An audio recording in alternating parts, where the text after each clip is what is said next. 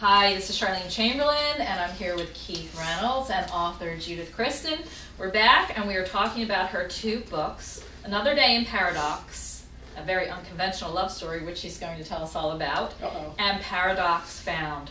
So let's get back into this love story about the 26-year age difference between the man and the woman. Well, I really feel as if it's genuine love that the age difference shouldn't matter. Okay. And I always felt that way. I thought, why would you pass up the love of your life for an age difference? Right. And so I just thought there has to be some conflict, so I figured that's what I wanted to write in the story. So what wins? What society dictates, or what you true feel love in your heart, right? win out in the end? Mm-hmm. So I decided true love would win out in the end, and the book practically wrote itself. How long did it take you to write the first book? 6 months. And what happened during that process? Well, actually, after the process was over and my girlfriend read it, and she cried and she said, "Oh, it should only happen to one of us. It should happen. It should happen to anybody we know." Right. And I said, "Well, it should happen to me first." We were just laughing because about you wrote it. Because I wrote it, And oddly enough, on August 31st in 1999, when I was writing for in a peer review journal for a friend of mine who's a doctor, Hester Sonder. Hi, Hester. And I just had one of those blocks, I couldn't come up with it. I needed to do it by 7:30 the next morning. Oh my gosh, there's nothing like a hard deadline. I've been up against those. Murder. And then you have a creative block and you don't know what to do. You're totally stuck. And then that just causes more stress and you really can't even think to do anything. This is exactly. Yeah, I know. You could have written to my world. Yourself. Yeah. But seriously, and so I thought, geez, if I sit on the sofa and watch TV, I'm going to fall asleep. If I read, I'm going to fall asleep. Maybe I'll go on the internet and go see. I was on AOL at the time. Okay. And let me go see if any of my friends are on, and then we could call Chat. and talk on the phone, and my head would get into a different place, and I could tear it up. Sure. Well, none of my friends were on, and it was about 11:30 at night, and on a weeknight, you don't want to wake somebody up and say, I got a block. No, because we creative types usually are night owls, too. Yes, so it just, my other friends, that wasn't going to work. So I thought, well, you know what, let me go into philosophy chat. Well, the room, I don't know even if it's that way then. Now, it was and then. those were back in the days of chat rooms. Chat rooms. Is that still happening nowadays? I don't even know. Does it? Is? Okay. Wow. So, but you were only allowed, say, 30 people. I can't remember. It's been so long. To talk with at one time. Yes. Okay. So the room, it would say the room is full. So I thought, oh, isn't this great? So I can't even get in. I can't even talk to anybody. So I'm looking for it. And then there are things like, people create their own chat rooms. Like I said before, the naked cheerleaders room. Right. Oh, I don't think so. And just, really, oddballs and freaks room. I thought, well, that could apply to me on occasion, but I don't think I want to go there tonight. So then I found metaphysics, and I thought, oh, perfect. Oh, wow. That would have been my first choice. Let's give that a shot. I mean, I'm not scared of that. Let's do it. So I go into the metaphysics chat room, just like my character in the book, on a block, went into the poetry chat room, and there was this delightful man in there who was talking about a film called Jean de Fleuret, which was a French film that I just happened to see the year before at the Ritz, and they were talking about also nothing metaphysical, really. No. It's just like we're hanging out, and he was really bright. He wrote well, he spoke well, he had a good sense of humor, and then somebody mentioned intelligent men are a lot more attractive than intelligent women. Intelligent men are more attractive than intelligent women. Intelligent women are threatening. Well, that I can see. To men? To most I men. would say to men who aren't too aware. Right. But I just thought, aware? and they weren't, and that intelligent women were not as sexual and as passionate because they had too much going on. I think they vision it kind of like, Sheldon Cooper's girlfriend, Amy. Yeah, she's a power. Yeah, you know what? That's because, I think that guys get scared because women can shut that off. If they're intelligent, they can shut that, off, and not really get into, get too emotionally tied with stuff. They got other things going on. But that's what guys do. I think if a woman is not intelligent, I think you're asking to get cheated on in And, well, I shouldn't say that. Everybody's intelligent in their own way. I say if a guy thinks that a woman's not intelligent, They'll take advantage. he'll take advantage of them. I mean, Maybe. but you're right. You're right. I think that guys do get intimidated. But, So, Are you intimidated with us? no. Well, we must not be too smart. You know what? No. I am. We're You know what? teasing Look, you. I am probably the furthest from, like I always say. I'll tell this story. I mean, the 3 smartest people I've ever worked for were women.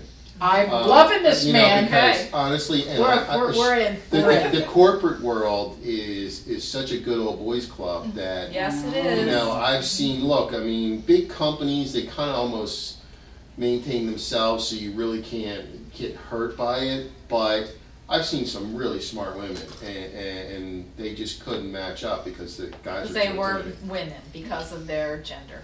Yeah. You know what? I'm like, let's get the job done. I don't care If who's leading the you're pack. black, white, purple, pink, absolutely. Color or an doesn't alien. matter. Gender don't matter. It doesn't matter to me. Right. So I embrace I'm the same way. everything that I am. And someday I think, wow, wasn't that a brilliant move? And then there's other days I can't get out of my own way. Right. You know? Well, we all have that. But too. Absolutely. I just want to embrace everything. Life is way too short for the little stuff. Yeah, and everything when you absolutely. look Yeah. at it is generally little stuff. Yeah, and I'm also a very curious person, so I find this journey of life that we're in to be a very curious journey. Yeah. I'm always interested in people and things and what they're doing and what they do and how they work and all that. That's what I dig about you too. Oh, well, thanks. You know that. Back to your story. Oh, okay. So long story longer. So you're in the chat room, I'm in the chat room and you're in this talking about this French film. French film and about women's intelligence being a threat and women not being as passionate if they are intelligent and stuff. And this man in a room filled with people who were in total agreement At of that midnight. ugly statement at midnight. And I thought, my kind of guy. And little did I know.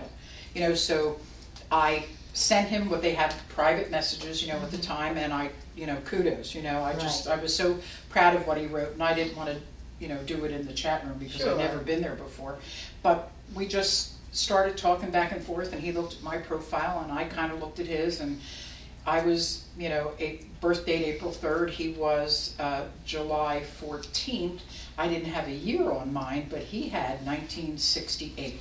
Oh boy. I have pocketbooks of them. Seriously, I have pocketbooks older than that. That's funny. So, but we talked, and it was just, as my girlfriend Monty said, after I told her, you will never believe what happened to me. And he was just delightful, and we chatted in private message, and he said, this is something, believe me, I never do. But if you feel comfortable, I'm not going to ask you for your phone number, but I could give you mine if you feel comfortable. Wow. I would love to talk to you. And we just talked and talked. And Monty said to me, you wrote this man into your life. You called it to you. I'm yourself. telling you, it's like All right. Oprah's vision board. All right, hold on a second. Yeah. Are we talking? Is this about the book, or is this about in real life? Well, you want to know what? This book was written, and then after it was written, She went into the chat I room. went into the chat room. It was And very, there he was. And there he Her was. character in her book, almost. Really? Really. And the bizarre thing was, well, Andrew is 20 years younger than I am, Andrew is. my husband. Okay. So we eventually met each other 3 months after we met in the chat room. So Just during like- those 3 months, were you just on the phone a lot? Oh, we were on the phone, and then Emailing. and then, let me see, August, September, October, 2.5 months later, we actually got to meet. And the weird thing was that he was living in Fort Lauderdale at the time, but he was from up here. He was from Yardley. How about that? And the weird thing in my book, because my character, I made him from Yardley. And the No reason, kidding. yes, Wow. the reason I did was I was looking through a whole bunch of my old Beetle stuff, and I had a tour book, and on the back of the tour book always was Jean Shrimpton's beautiful face She's for gorgeous. Yardley of London. Yes. So- Yardley of London. The Yardley thing was sticking in my head, and I thought, I'll make him from Yardley. Lo and behold, he comes from Yardley. And then there's one piece in there where Grace's children that are now older, in fact, one is older than the character in the book. They're both older Okay. than the man she falls in I love have with. a question for Yeah.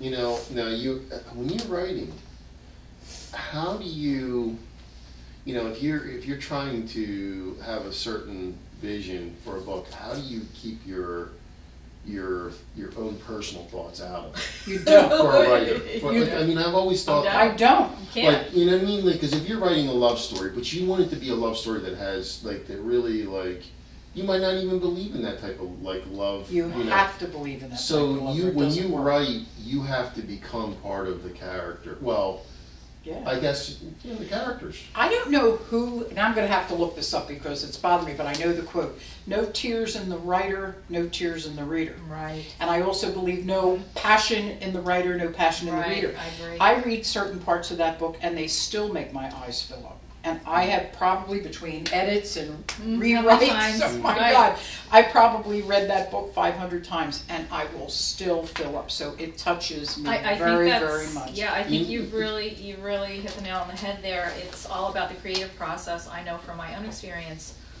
you know, I do write songs occasionally, and I will go back to a song that I've written 2 or 3 years ago, and I might not have played it for a long time, and I will play it, and I will still feel that emotion in it. Yeah. Because it's coming from me. It's so close to me. Well, It you is, know it's how they what say, you know. you know how they say, like, don't take, keep personal out of it when you're doing things.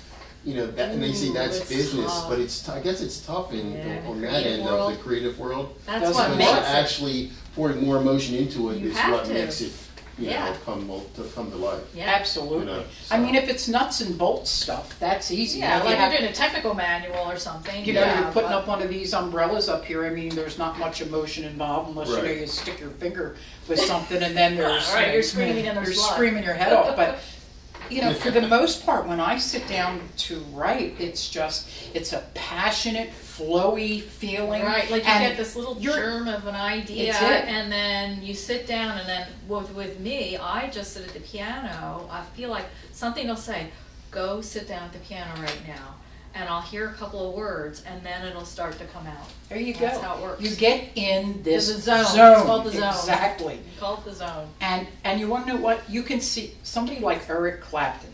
If you ever watch EC play, he just is He's somewhere there. else. He is in the zone. And whether or not his arthritis is flaring up, He doesn't feel it. He doesn't feel it. He may feel it the minute he walks off the stage, but he doesn't feel But it. you know, when you're in the zone, there really isn't anything else around you. It's you and that creative energy that's flying around. And no Almost- matter what ailments are happening or craziness in the outside world, you are not there. It's a I love blessing. it. Yeah. It is almost a magical force It's that's like a around you. meditation almost. It is. Yeah. You are deep. Yeah, Interesting, that's right. interesting. It's very cool. But when you're blocked, Oh. it's not good. I'm telling It's you. hard. Yeah. And then off you go to Right. hell in a handbasket. Right. For a little while. Then you get in trouble. So back to your story. Yeah, so anyway, long story again longer, the wonderful thing was that we really connected, and I told him about this book, and he said, you know, get out of here. And as I was saying, even 2 of my main characters' sons in the book, they were, you know, decorating a Christmas tree, and one of the ornaments, one of the sons makes a comment and says, "This was from, I made this in 4th grade, and you still have it. Remember, I was in Mrs. West's class?" My husband, his last name was West. I became Mrs. West. Oh my gosh. I'm telling you, talk about, I just got a Yeah, me too. goosebumps on my arm. But it was just such and all my friends can tell you, there was this unbelievable, magical connection that I can only say was a gift from the universe. And when people would say, "Oh yeah, this is what you feel now, wait till you move in together." So then we move in together and it's even better. And then it's like, well, wait till you're together like 5 years. Then we're together 5 years. And by the time we were together 5 years, we were already married 3. And it's like, yeah, well, wait until 10. Right. It just is the same. Every day was like date night. Very And good. That's I good. guess because I was older and had been there, done that, and bought the t-shirt. Many ships have sailed, folks. Many ships have sailed. And, you know, I just wasn't into the game thing. I wanted love and romance. I wanted someone to be faithful and honest. And I wanted my best friend, my best everything. And I used to, I never had a best friend who was in a close relationship with me. And the nicest thing I ever said to Andrew, to me, and then, he understood what I meant when I hugged him one time and I said, "You're my best friend." Right. I could all get choked up thinking about it because it was so beautiful. And he hugged me real tight and said, "You're my best everything." Wow. He's still, look at this. I'm That's a getting tears beautiful in my thing to eyes. say to I'm someone. getting tears in my Yeah. eyes. But Oh, that's okay. when I did the second book, naturally it was after we met. So this was pure, well, the rest of it was pure fantasy, but actually it came true. But the second book, they age, of course, and they're together 30 years. So, she's way up in it, but the love is still there like it always was. When it's the real deal, it stays. When it's not, the universe will find a way to split you up, and when it's the right thing, it conspires to put you together. I really believe that. It was the easiest thing that I've ever written and the most meaningful thing. And somebody said, "Oh, such a beautiful love story. I loved it. I loved it. I loved it. You got to write another one." No, I don't have another one in me. I can't. That's it. That's your story. That's it. Done. Yeah. Fini. But I've written a lot of other cool ones. Love-based. I'm an old flower child. It's my obligation to the planet. You have to share the love. Got to share the love. So, even my animal rescue books are about love. My Well, let's talk about the Beatles books just for a quick second. I was just going to say. I mean, everybody knows you're a big Beatles nut, right? And Judith has written 2 books, A Date with a Beetle, which is another personal experience book. This is about the love. That's right. And Once Upon a Time in Liverpool. Gee, do you know who those guys are on the cover there? Vaguely familiar. Yeah. So, let's talk about this one first. I love this book. So the illustrations are absolutely gorgeous. The artwork is by Eric Cash. A world famous. In fact, he's the most famous male Beatles artist. There's 3 biggies. There's Georgina Flood from Dublin. She does mostly charcoaly black and white things. Yes. And then Shannon McDonald, who does big, just as big as this room. She did stuff in the Hard Day's Night Hotel. Big installation Liverpool. work. Huge stuff, huge commercial stuff. And then there's Eric, who I always say, he's very Rockwellian. And he has 2 young children. And when I was doing this story, I hadn't planned to tell this. I'll try to make this as quick as I can. No, that's fine. Let's talk. We haven't really covered. We didn't cover this book the last time we spoke. But so let's talk about it. About this story, when I was teaching in BCIT up in Medford, the kids get to like you or they don't. Well, I was very lucky that we liked each other very much. And so they wanted to know what kind of music I was listening to 800 years ago when I was their age, So, I mentioned the Beatles, and a lot of them didn't even know who the Beatles were. And the ones who did said, and Michaela Johnson said, they were famous because, I said, because... She said they were English, they were white, and they were rich. Wow. And so right off the bat, I thought... Stereotype. I said, no, And so I explained to the kids, I said, these 4 boys were born during the Second World War. Liverpool was bombed unbelievably. It was 9/11 every day for years. It was horrible. They had no indoor plumbing. How many of you don't have a toilet in your house? The kids are looking at me like what? Say what? And I said, John Lennon didn't really know his father. He was a merchant seaman who took off a lot, and he was a philanderer, and his mother kind of went off and did her own thing, and John lived with his Aunt Mimi, and she was the old iron fist in the velvet glove. The velvet glove was a little rough, but it was still a velvet glove, a little on the rough side. And Paul was raised by a single dad. His mom died when he was about 10 or 11 from breast cancer. George had a normal life, but a very tight budgeted household with 4 children. Dad was a bus driver. Ringo never knew his dad, was a very sickly child, only made it to 4th grade.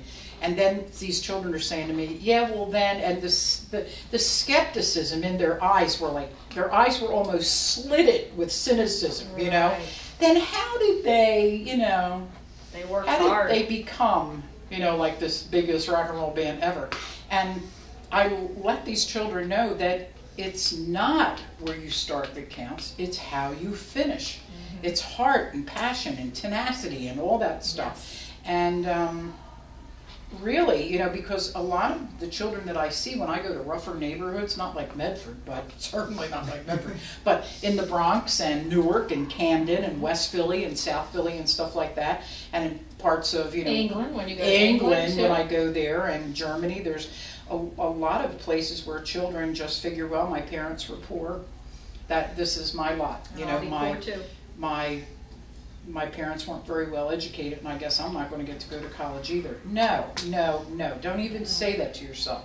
It doesn't matter where you came from. Right. The potential is out there. Just take it. Go the distance.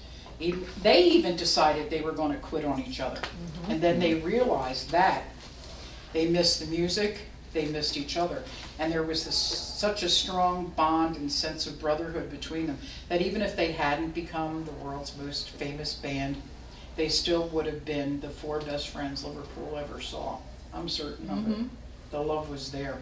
So I have nothing but good things to say about them. And this is February. This is the month where 51 years ago they landed at Kennedy. Right. On Ed Sullivan for the first time. Right, first time in the U.S. Yesterday was February 11th. That was the date of their first Washington, D.C. concert that I went to. I saw them 9 times in person, and I just always think, wow. You're lucky. What a lucky duck. So when somebody says, geez, don't you wish, all this wonderful traveling and stuff happened to you when you were younger? I don't think I would have appreciated it any less. But if I was right now 48, instead of like pushing 67, that I just would have missed so much musically. I mean, I was a young kid at the beginning of rock and roll. I was like 8, 9, 10 years old. And we all had older siblings, so I knew who Lloyd Price was and Little Richard and Chuck Berry and all that kind of stuff. We just had a conversation about this a couple of days ago about how the younger generation now is finally, well, they're starting to rediscover the classic rock that we listened to when we were in high school. Oh, yeah. And they're buying vinyl. Oh, vinyl. Vinyl's back. Oh, I'm overwhelmed with joy that vinyl is back. I'm telling you, I am. But that's the way it goes. I guess you don't have to be a Beetle. You could just, whatever it is that you want to be, if you do your best, you're going to be it. That's right. Again, it is not. You have to believe in yourself. You really do. Absolutely. You really have to believe in yourself. Very interesting. Very interesting. And Eric, as soon as I told him the story about the kids in school, he said, sign me up, I'm doing the artwork. And this is a man who can get $10,000 for a piece of art, and he did this for nothing. Wow. And we donate a good percentage of the proceeds from this book goes to the Penny Lane Development Trust, another good old flower child. And what does the Penny Lane Development Trust support? The Penny Lane Development Trust is on Penny Lane in Liverpool, of all places and stuff. And I guess the government, or people up in Liverpool wanted to do the Joni Mitchell thing and put up a parking lot, Got it. When that section of Liverpool needed a place to get the kids off the street, needed a place for older people to go, or just, so they turned it into the Penny Lane Development Trust, and no matter who you are, where you come from, and everything is Beetle related and all that kind of stuff, but no matter what, you come in and you just say, you know what, I'm having a bad day today. Can I stay here and sit? You can stay there and sit. You'll get a free cup of tea. Oh, nice. They just are loving souls. And if there was a Penny Lane Development Trust in every city across this country, this whole world would be a better place. Interesting idea, though. And it's free entry. And what is it? It's actually a building, like a community center? center? Yeah, it's a big community center, and they have big, beautiful places for you to sit, and there's benches, you can bring your own, food and picnic, and just a safe place for everybody, Since I said it's free to get in, and the love and the joy are also free, and I'm telling you, you get $1 million worth of love when you're in that place. I absolutely love it. So we have those books. I donate both of those books to them, and then they sell them, and they keep the money to keep the lights on. And a lot of people donate stuff. They donate, artists, the artists. People can donate money to the trust if they want, or if not, you don't have to pay anything. But a lot of artists and stuff want to help out, and we're very much influenced by the Beatles, so it's their way of paying it forward. It's like a give back. Yeah, that's great. Very good. Very good. So you know what? You have a few children's books too. What are was this? Oh, my flower children. Children. This book, again, this was everything that seems to touch me, ends up in print because I just can't get away from myself. Right. The Flower Children was, actually, I wrote it in my head on the way to school one day. Okay. Up to Medford again. Here we have the boy. Medford connection. Now, what were you doing at school? Were you giving an author workshop at Yes, school? I was doing an author workshop at school, and on my way up, I go right after when the kids are going to school. Now this Reminiscent. four people walking across the street. Gee, who does that look that like? Doesn't look any Does it kind of look like these like lads here? They look like those boys. They look like Abbey Just a Road. little bit. But when I was a kid, back in the late 50s, early 60s, and you're waiting for a bus, even whoever's sitting or standing next to you waiting for the bus, you go, "Hi, aren't you in Mrs. Whitmire's class?" "Yeah, well, I was, but they switched me to Mrs. Brown's." "Well, my name's Judy." And you talk to people. You did. Of course. So No, you're not like this. Not now, So now I'm, waiting to go to Medford, which is a pretty good haul for me from Merchantville, so it was a good haul in the morning. And I'm behind a lot of buses, and I see kids standing on the corner, and there's 15, 16 children waiting to get on the bus. Somebody's got earbuds in, somebody's talking on a cell phone, somebody's either playing a game or Right. text messaging somebody. And I'm sitting there behind the bus or behind other cars, and I'm looking at these kids thinking, you know what? The love of your life could be standing next to you and you don't know it. Right. The best friend you could ever have Yeah. could be right behind you, and you're not. And Aware. in the name of what? Communication? With what? A machine? Or, why don't What's you just... so important at 7 in the morning? Insane. It's insane. So I'll read... It'll take me forever, but I'll read you what the back of it go says. right ahead. In these days of rush, too much childhood technology, little outdoor play, which really kills me. The football ad? Get your kids out there for 60 minutes a day. If my mother had said to me, you can go out, but you can only play for 60 minutes, I'd feel like I was being punished. Yeah, I know. I think, what We did were I out all do? day. Yeah. They had to call us to When come the in for streetlights dinner. came on. That's Yeah, right. that was or the it. mosquito That was truck the came symptom. through. That You was have to get in it. the house. That did it. But less meaningful social interaction with friends, family, and the world at large. This story is right on time. Actually, a story like this is always on time. Compassion, kindness, peace, joy, love, and being the change we want to see in the world are all great messages with even greater life lessons when put into practice. The Flower Children is a beautiful book for every child or child at heart. So what it explains is about these 4 members of a family. And the family's 4 little girls, 4 right? little girls, and their last name was Flower.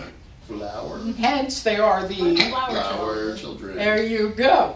So they're very artistic and very loving, and they each have their own thing. And the one likes to make little miniatures and jewelry and artwork, and she likes to give it away because it makes you happy when Right. mom puts something on the fridge that you designed or stuff. And another one likes to sing, and the other one likes to take pictures, and she takes them of her little cats or her neighbors' friends, and she posts them all over. So when people see them on the flagpoles or on the telephone poles or whatever it is, they just look and go, "Oh, that's Mrs. McDonald's cat! Isn't that cute?" It just takes them away for just a moment. And another one likes her animals and brings home more animals than really her mother would like to have in the house at the time. But they all decide in a backyard powwow of sorts that this isn't just a childhood thing. This is going to be something they do for the rest of their lives. So it shows these children as young girls, and then their I don't know if we backyard, can see this, but here's the shot of the powwow. the backyard powwow, and they do grow up and again become even more than they were as children, because it was from the heart and the right place. Then they marry and they have their own children who do wonderful things. And in the back of the book it says, if you could see one of the Flower Children today and they asked you, what good deeds have you done today? What could you say? And there's so many wonderful things. You think, little children, what could I do? Well, you could water mom's plants. Right.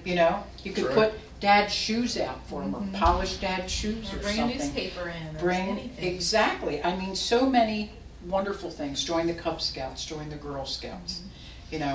Give a little animal that's outside, maybe some food and some water. Break for squirrels. That's what. Yeah, break for squirrels. Oh I my nearly kill God. myself when I do that. Oh, I'd rather maybe almost hit somebody else in their car than hit a squirrel. I got break for It's him. crazy. Yes, break for animals.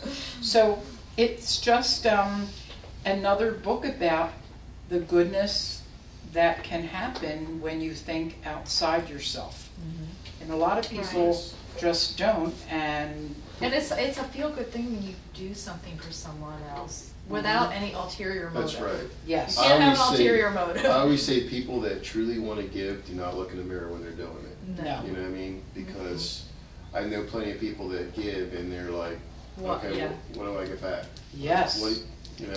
But the awful? coolest Yes, thing. but I meet a lot of those people in this world. It's unfortunate. So. But you know what? You have to, how I don't let those things haunt me, because they used to. Mm-hmm. Every day, I do the one day at a time thing, because, the past, you can't relive it. You can learn things from it, but You're can't. right here, right now, the present. You've already been there, done that, and that's it. That's right. And there's no guarantee of a future, so it's right now. Right now. And I have no trouble at all telling somebody I love them, that I'm grateful, that I appreciate them, and every morning before I even step my 2 size 9s out of bed, I say it's going to be a wonderful day today. Yeah. Thank you for waking me up, whatever power happens to be up there. Exactly. I am grateful. Yeah, and me just too. if one person is happier today because of me, then good. Yeah.